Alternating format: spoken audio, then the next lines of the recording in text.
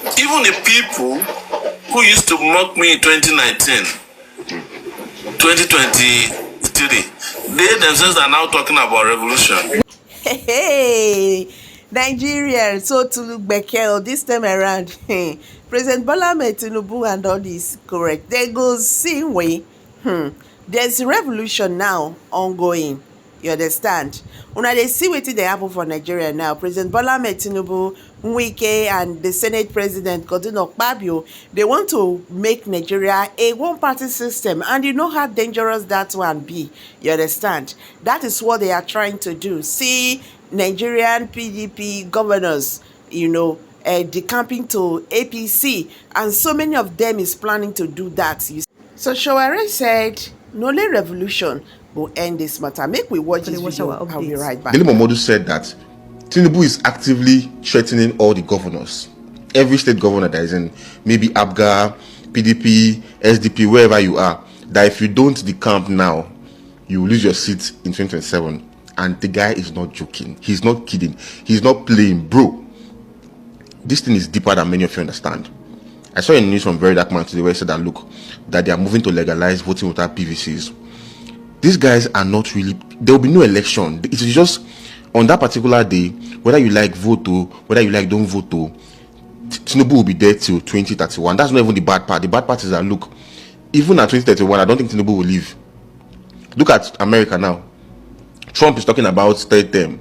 Are you telling me that Tinubu is not talking about third term? Some people in that House of Rep and that Senate now, they are probably working on the ground to figure out how they can move a motion to give Tinubu a third term. These people are not playing. Like, there's a lot that has happened right now in this country that it's just a game of politics and not a game of the people. Like, nobody cares about the people anymore. This is the most severe political situation I've seen in this country since I was born. I don't know about before I was born, no, but since I was born, I've not seen anything like this before. Nigeria is practically a one-party state at this point in time right now. Nothing anybody can do about it. The corruption is so high, so very high. I'm doing a debate where we're talking about, okay, whether should we divide the country or should we stay together as one? I have just one question for you. Because this our political system in Nigeria is so corrupt up to the extent they have transferred the corruption into we, the youth and the citizen of Nigeria.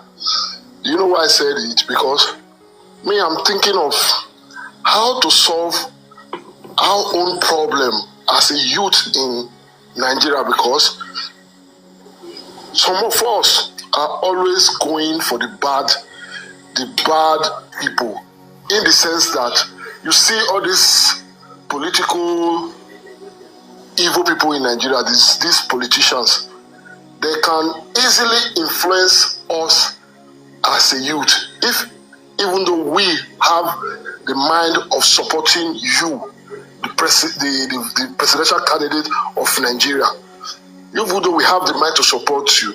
But when all these wicked politicians come from the back door, they can easily influence some of the youth. Just as, let me give an example, like this NSAS that just passed that year. When those people saw that this thing was getting tougher and tougher. Hold on first. Moderator, please help me word the comment section. Any bad comment, just mute the person. My brother, let everybody make a feel. Let them. Don't stop anybody from commenting. Are you getting me? That is exactly why we are here. Let everybody be free to comment. That's why you can never shut me up. It is the only people that cannot that operate a platform where you cannot comment is Peter Obi supporters. Me, you can criticize me. Yes, that's say anything you want about me, anything you know about me. That's why I put myself out. If I'm not who I say I am, let people comment about me. If I'm going to be president of Nigeria, nobody's going to get arrested for criticizing me. That's why I go after the police when they arrest people for cybercrime. The last time I went to police to bail somebody, do you know what the guy did? Tuma, he's popular here on TikTok. He made a TikTok that he knows where they are sleeping with Tinubu's wife. When I went to police, they said, this case is bad though. So I told do you know what I told the police? I said, why don't you bring him out? Let him tell us the hotel. Make we go there. If we don't see TINUBU wife there, then we'll go to the next level. But that does not prevent us from asking for fair treatment. They say no, how can they go and... I said, because even if you go to the hotel now and TINUBU's wife is sleeping, you cannot enter the place as police. So why are you detaining somebody who said it? And let's even assume that TINUBU's wife is not sleeping with anybody. Free speech. He has said it, he has said it. That was how we bailed him out. He spent 50 days in detention. So please don't stop anybody from commenting when I'm with you. Okay, let everybody see what they have to say. It doesn't change anything about my character. It only says that the person wants to express themselves, and they might be genuinely doing so. And some of them will say something bad, and they will discover that I'm not a bad person, and they will become part of us tomorrow. Nice. So don't worry about anybody. All right, sir. My brother, please continue with your question to our president. Okay, sir. Just what I was saying before is we, the youth, the citizens, especially the youth of Nigeria, because we have power more than these old politicians. And what I was trying to say, I referred back to that NSAS. When those people saw that the NSAS is gaining ground, it is now spreading wide and wide. So those people went ahead to influence some hoodlums that jeopardized that NSAS. So what my own question for you, Mr. Showori, is that how can we sensitize this our youth for them to look, to check for what they are looking for, not for other people to come because of 1 naira, 2 naira, they will not change their mind and cause calamity in that country or in any election that they want to conduct. Thank you, sir. Thank you. Again, it comes to numbers. When there's no place in the world where bad people cannot be outnumbered. Even all this one that you're talking about, cultism in the universities, when the students of any university rise up in the majority, the court guys, no matter how well armed they are, they will leave the area for them. They might go and regroup and come back. Are you getting my point? The Nigerian police as a whole is 350,000 men. The Nigerian army about 150,000, maybe now 200,000. Customs maybe about 25,000 or 30,000 or 50,000. DSS about 15,000 people. NCDC maybe about 5,000 so far. About what I'm trying to tell you is that all the armed forces in Nigeria are not up to or no more than 1 million people. You have 220 million Nigerians. If 20 million people come out one day, armed forces could change uniform, they enter bush with their guns. Or they will join you. But when you don't have the numbers, bad people will seem to have upper hand. You see, I wish we have time. I'll tell you what happened during NSAS. It's not the bad guys alone. It's opportunists, even amongst us. All those celebrities you are seeing, they came to NSAS to come and create content. Some of them use it as a bargaining chip to get into government and be with the government people. And that has been established. That was why when the army was going to NSAS, no celebrity was there except DJ Switch because she was protecting her DJ equipment. They didn't tell her. But every other celebrity was informed in advance that the army was coming and they had left. Go and check. That's true. I believe you, sir. I was the one who started NSAS in Abuja now. Yes. The moment they saw that NSAS was going to get to a revolutionary mode, they even started they attacked me. They organized to attack me during NSAS, me that started NSAS, because they didn't want NSAS to enter revolutionary mode. Because were it not for the opportunists, NSAS would have led to a revolution in Nigeria. Even Buhari said it, that the security report on his table said, these young people will come and enter your parlor and enter your fridge, the rate at which they are going. Say what? That was at which point he now asked the army to go and shoot. But had the NSAS movement been led by courageous individuals and not opportunists, October 21, if the protest has continued, the military would have run away. Because at that point, the entire world was behind us. Yes, The US has issued statement, Europe, everybody, they were on their back heels. But opportunists who hijack NSAS had run away. Ask yourself, all the people that raised money on from Bitcoins on Twitter, what happened to them since that time? Feminist.co, have you heard since that time what happened to them and the rest of the money that was left? No. It was me and TIB that pulled out every other NSAS person that still. Some of them are still in detention as we speak. The people who said they are leaders of NSAS no longer talk about them. Even to do NSAS commemoration, they will go and meet Lagos police to say that they will enter bus. They don't want to branch anymore. If it's not for TIB, the Lagos state government would have reopened the NSAS toll gates by now. We are still the ones sustaining the resistance against the Lagos state government to ensure they don't reopen that place for business. Because it's a place for blood, not for business. All right, thank you. Let quickly, Demudia, please unmute yourself. Demudia, ask your question, please. Demudia, please unmute yourself. Thank you. Yeah, good evening, everyone. Can you hear me? We can hear you, please. Just go straight to your question, please. Yeah, good evening, Mr. Showere. Good evening. Yes. So, I know you very well. So, you are somebody who don't need this introduction. We all know. So, for me, I'm a SDP member. I'm also a very good friend of Nasir El-Rufai. So, my question is,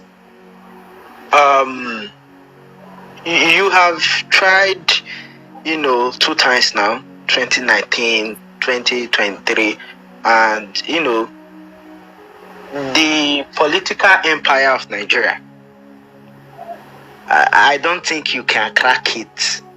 That's like what I believe, because it's well deep in, and the people who controls it only appoint or select who they want. If they don't want you, or if you are not part of the system, they don't want. Since I began working with Malam Nasir El-Rufai, I cannot understand a lot that the politics is even deeper. Because I saw when you were talking about young people. To be fair, sir, in my ward where I vote in Edo State, I was the only young person, 18, who was in that ward, and the people behind me were old women, aged men who are working with states and all of that. And they were like, this is the first time we are seeing a young boy carrying PVT to go and vote. The thing is, our youth are more engaged in a whiskey Gen Z era media. If you doubt it, we can go to the street tomorrow. Ask at least between age 15 to 25, who is the Senate president of this country? They don't know. They don't know, yeah. They don't, I put it to test, and me and my friend were just agree. It was like, nobody know. We now set a competition. We say, who is the national advisor to Mr. President? Some were even saying Akian Popo. They don't know. Mm-hmm. We now say, okay, who is Nuri Badu? They have never heard this name before. But if you go to the entertainment side and say, who is, let's say, Burna Boy for this time, they will even sing the song and tell you the year he started.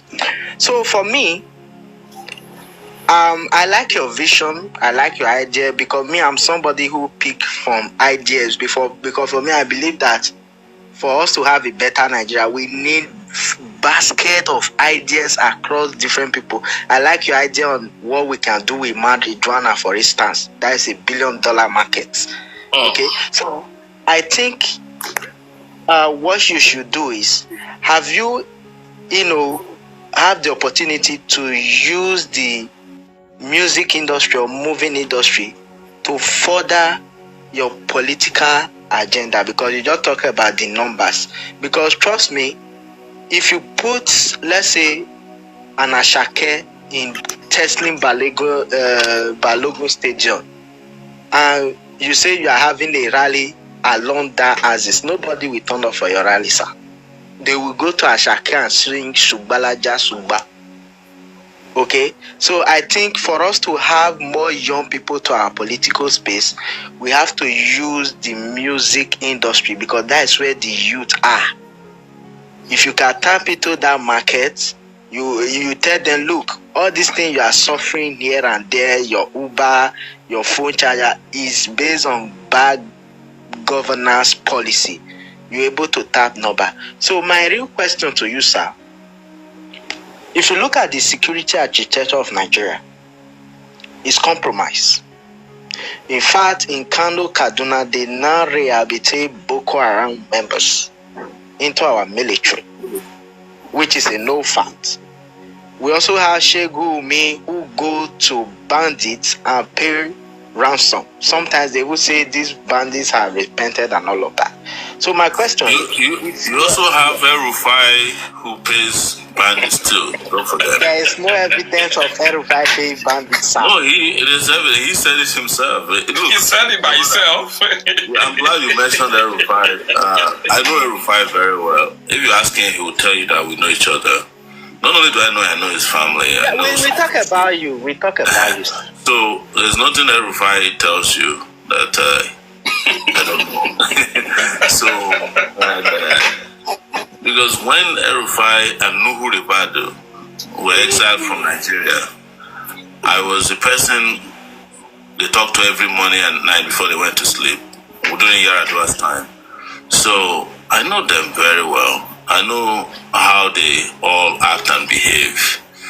The point I'm making is that you are talking about the entertainment industry as if it's a winner-take-all industry. America also has an entertainment industry, right? Bigger than your Nigerian entertainment industry. But when Americans want to discuss serious political issues, the entertainment industry comes to the people. The people don't go to them. The entertainment industry in Nigeria is lacking something that I call consciousness. So, because I've seen a lot of these entertainers, they just think that they're the biggest deal in the world because they're popular. I'll give you an example. During NSAS, and you can check this on Twitter, I was the one who started fighting Burna Boy before he joined NSAS. I publicly called him out. That time I had 250,000 followers. He had 4 million. He even insulted me that, he doesn't think it's, I'm a real activist, blah, blah, blah. And I also want to tell you that majority of the entertainers that joined NSAS, I was the one who invited them.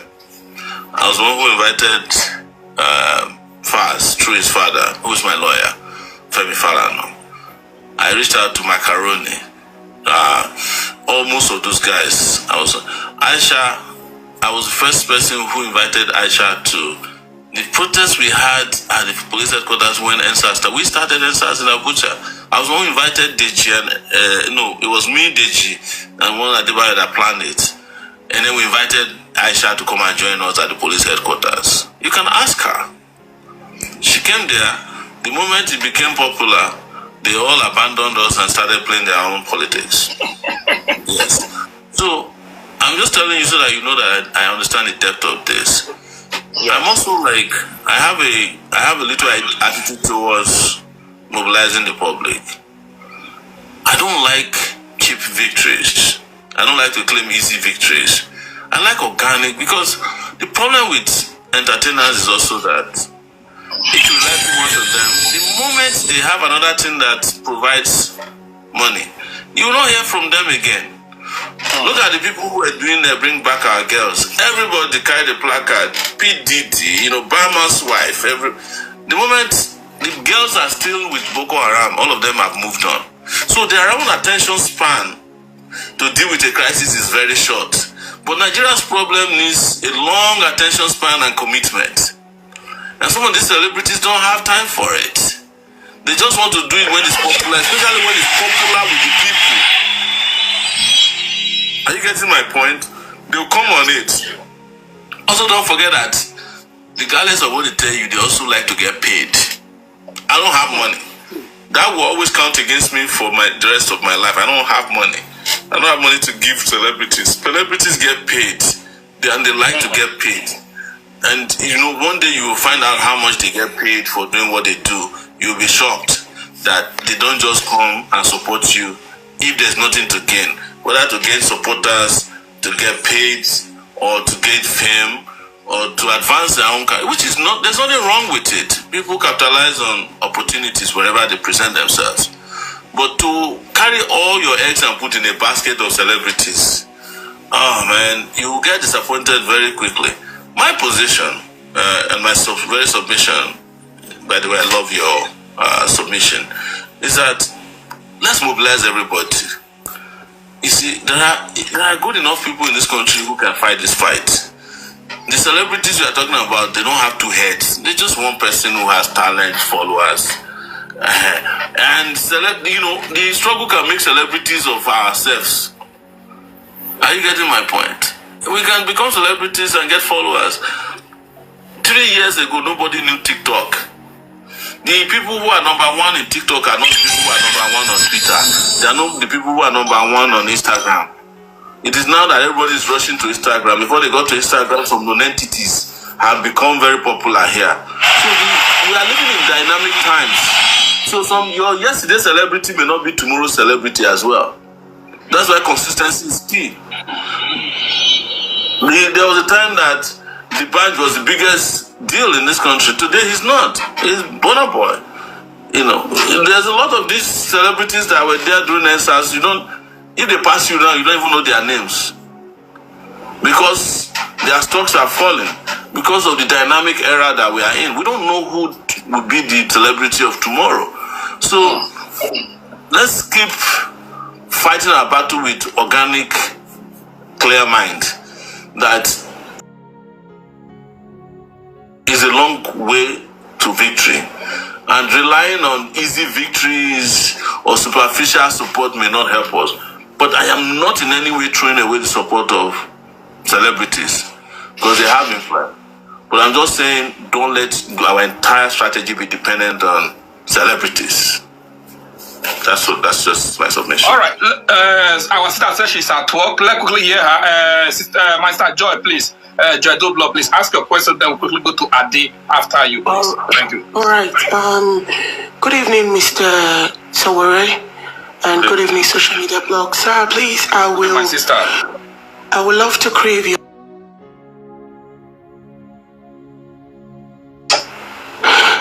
Sir, James Madison was the 4th president of America. He's also known as the father of American Constitution. And one of the founding fathers of America, he was the Secretary of State to Thomas Jefferson and was a pivotal to the reform in American democracy. So today, despite the imperfections of America, it's still a modern democracy to the world. Contribution from people like Madison are still relevant today. Centuries after his death, there is still value to focus leadership that thinks about the narrow tomorrow today, sir. In 1778, Mr. Sowore, Madison insisted that good government implies two things. The first, the fidelity to the object of governance, which is the happiness of the people, and the second is the knowledge means by which that object can be sustained, sir. And this was like the core of what democracy is all about. In Nigeria, political space has experienced the emergence of various leaders from the community, regional, state, to federal level since independence. The coup and counter coups by the military, where the period the people had no choice about leadership, despite the mantra that the military has no business with the government. The military has been in charge for more than half of post-independence years. They ruled military fiat, and it all seems that despite the 20 years of the return of civilian democracy, the military hangover is still with politicians, sir. There was a roundtable conversation at the Professor Osita Ubu, a professor of economics at the University of Nigeria in Nsukka. He was formerly Minister of National Planning, former Chief Economic Advisor to former President Obasanjo. He worked for International Development Research and Ottawa in Canada as well. He was asked in the overall views about the leadership evaluation evolution process in the political parties that made unattractive for technocrats and professionals who have achieved success in their various fields successfully navigate the political space. I don't know why everybody quiet. So I go tell and that of lack of competent allies or case please, of the allies. Please, the question. We are waiting for your question. I don't say, please ask the question. Sorry, Mr. Sowore. My question, Mr. Sowore. What's your question? Are you going to please mute yourself, please? I don't understand. Sorry, Mr. Sowore, for the ruling interruptions. My question to you, sir, is this. If you are the president of Nigeria, sir, what are the 3 things that you're going to do, and how are you going to fund it, sir? Thank you very much. Well, thank you. Your preamble is amazing. But I had one there that I wanted to quickly reply to before I answer your questions. The idea that the American democracy was based on the pursuit of happiness. And it was also that happiness was based on just not the ownership of production, but the ability of Americans to own property. And that was taken away. So shelter now is owned by government and the private sector. And it's very difficult to be happy when you don't own your land and you don't own your house. But that's a discussion for another day, because I lived in America for 20 plus years. The first thing I would do as president of Nigeria is to provide energy, what they call power, electricity, because I believe that with the advent of 24 hours electricity, an industrial revolution will come upon Nigeria, and that will boost the economy in a way that our GDP will rise by nothing less than 80%, if not 1,000% immediately. The other priority will be to build on education. I will provide education because the powerhouse of development and sustainable development is an educated citizenry. There's no country that's going to sustain development with very backward, uneducated people. It's not going to work. And of course, the third thing I would do is to build infrastructure. I would turn Nigeria into construction sites where we build infrastructure, because infrastructure production provides jobs, opportunity for a lot of people. And knowing where we are in Nigeria, when somebody gets a job, it's like providing jobs for 10 people, because we are a community that support each other, unlike the West. So, as to how to fund them, my simple answer is that wherever the thieves are funding their lifestyle from, I will fund the production of electricity. And I know it's a question that people have asked, do you think the cost of corruption is so big that it can fund the country's future? Well, that's if you don't know how much they steal from this country per day, then you will be asking that question. But there's also capital out there. I don't even want to talk about the development, esoteric capital from foreign investors. There is no foreign investor anywhere. The people they call foreign investor are people who do short-term investment that is similar to MMM. You invest in bonds, you borrow from them at the highest interest rate possible. They cash out because they are the first people to be paid when we get any kind of forex. And then they leave you. They don't care about you. But here we are. We have a diaspora that is one of the biggest in the world. And they're sending over $50 billion to the country. If you provide electricity in the country, the diaspora will invest in Nigeria. And small and medium-scale enterprises, if they feel secure, a lot of them will relocate to Nigeria and bring their money and invest here. I'm not going to talk to foreign investors. I'm going to behave like what the Indians did, where they brought back their doctors, they brought back their engineers, they brought back their tech people, and India became a hub. In fact, in some cases, they have to make legislation that provided special neighborhoods for them so that they ease them back into society, they feel safe, they can bring their children, integrate. And here we are. India is one of the biggest tech hubs in the world today. China is the same. So Nigeria is waiting to explode into a giant of Africa, or it would implode, as a gigantic failure if something is not done very quickly. And I stumbled upon something recently by a guy who I don't remember his name, who was talking about how the American empire has reached its peak and it's just gradually winding down. And the opportunity has now opened up for the rest of the global south to be growing. You mentioned India, China, and Russia. Look at what they try to do to Russia, and Russia is still developing at a faster rate. But had Russia, for instance, not had a gas infrastructure that entered into Europe, Russia won't be doing so well today. But what we have gas reserves here in huge quantity, but we don't control anything because we do not have truly people you can call leaders. We just have people who are marauders, who are sharing national resources among themselves and just engaging in sharp practices that shall change the Nigerian public. I hope, considering your very brilliant preamble, I have been able to do justice to your question and commentary. But once again, let me thank you so much, Joy, for joining us tonight and enlightening us adequately. Thank you, Mr. My president, because you are very, very fat. All the question you only give do justice to it. Ade, let's quickly come to you, Ade, please. Time is going. Ade, let's quickly come to you then before we go to Roman. Sure, Baba, I agree with you. Thank you.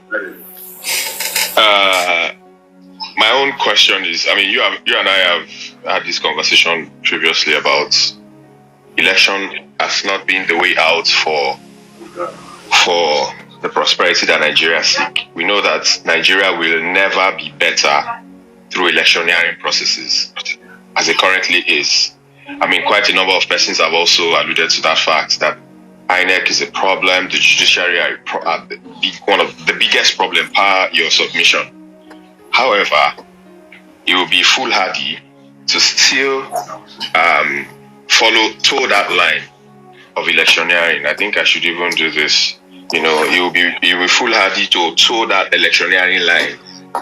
You know, I don't know what you would say to that. As of right now, you have not declared that you want to run in 2027. The momentum is building. Nigerians are rooting for you in their numbers. And, you know, I've said this privately and publicly that if there is one supporter left for sure, that will be me. You know, but Nigeria will never make progress through electioneering. And you know, we have had this conversation, Baba. Please, are you running in 2027? If yes, don't you think that it's an effort in futility? If you are not running, I know that the momentum the advocacy has to keep going to the extent that the consciousness of Nigeria will get to that point where we now say, okay, we have gotten into a full-blown revolution. But for now, I'm just confused because I see, I don't think you shouldn't be confused because you spent a good amount of time with me before you left. I think we spent a lot of time talking and acting together. And one thing you can say about me is like, even in those days where you will be frustrated, you always said that to me even when we meet. And I'll say, this is where I'm toying this apart. And it's like, you come back and say, I can't believe you're still doing this. And it looks like it makes sense. The reason is that I said that maybe you came a little late, and because we had addressed this issue. Okay. That part of the consciousness that needs to be created in any society is not to distance yourself from the conversation that goes on in society. And sometimes the elections are part of how revolutions happen. Because if people don't see that elections won't help them, how do they go the way of the alternative? So, part of the reason why I participated in election, and I've revealed this, I don't used to say it, is that it affords me the platform to let people know that elections won't work. That good people may not have a chance. But if they don't see good people parading themselves, they'll come and ask the same question. So if Shore believes that he can do it better, why is he not contesting? If he has ideas, why is he hiding it? So Shore comes out and contests. He brings out his manifesto, and people say, well, they're lovely, but we will not. The INEC will say no, we will not count his votes, and we will not have votes. Even the people who used to mock me in 2019, 2023, they themselves are now talking about revolution. So I'm imagining that I wasn't there. If I didn't participate in the election in 2019 and 2023, I'm not likely to even be talking tonight and you'll be listening to me.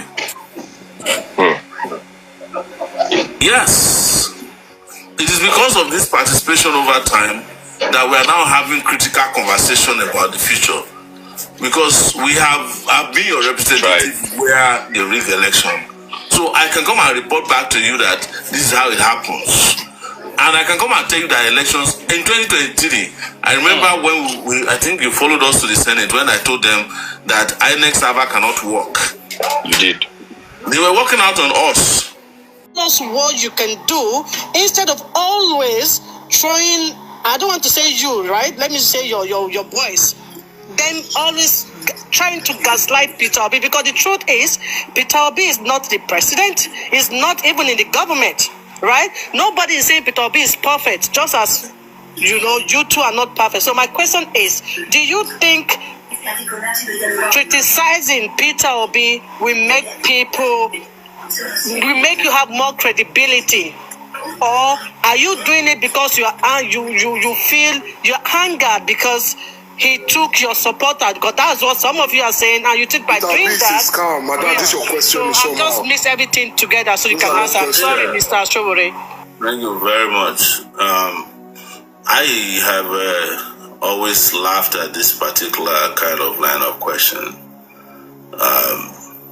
because there is nobody who wants to come to political space who can be carrying an umbrella on one side and say rain should not beat me, and then he can collect the umbrella of the other person and say rain must beat the person. When you come to the political arena, nobody can be shielded from criticism. That is what I find very interesting about the people who say Peter Obi should not be criticized. Who is he? All of you that are supporting Peter Obi, I'm not referring to you, the people supporting him. They criticize other people. They criticize me. Some of them even threaten people. They threaten people to physical harm on them. I don't know how many threats I have in my Facebook page in DM from Peter Obi supporters. That, if you don't stop criticizing Peter Obi, we'll kill you, we will harm you. That's not, I don't even understand why anybody will ask the question, because Peter Obi supporters made songs about TINUBU being sick. It was played across Nigeria. We are all enjoying it. But the moment somebody mentions Peter Obi, it becomes a crime. Are we actually going for democracy under Peter Obi?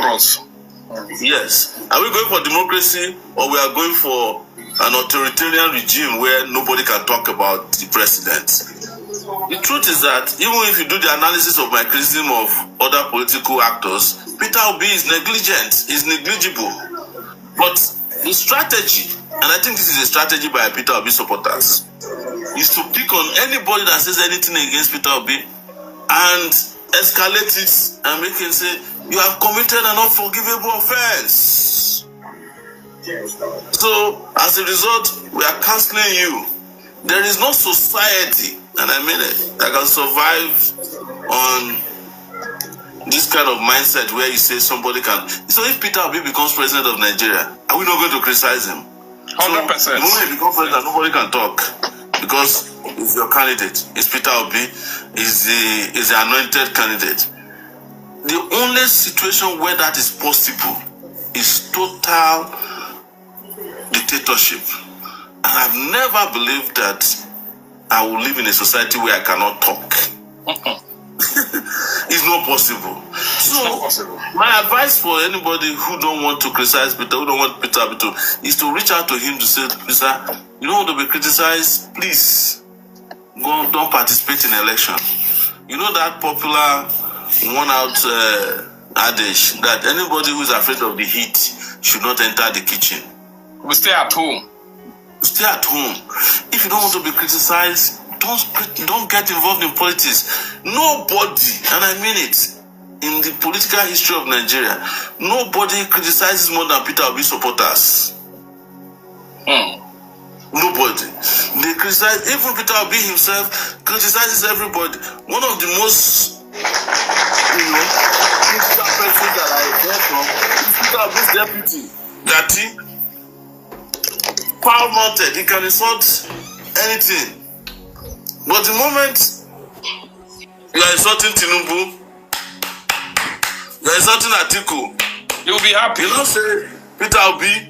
The question I'm asking is that what are you hiding about this your Peter Obi that you don't want people to criticize him? There must be something you are hiding that you don't want the public to know. It will be on that is when we'll be on Twitter. Yes. So why are you hiding about him that you don't want people? That means you guys are covering up something about him. Somebody wants to be president of my country, my own country. You don't want me to talk about the person. What kind of? I'm just asking the question. I keep asking myself every time, because some of these people, or some of you who say that, are people who will criticize TINUBU from morning to night. Yes. You will criticize Obaseki.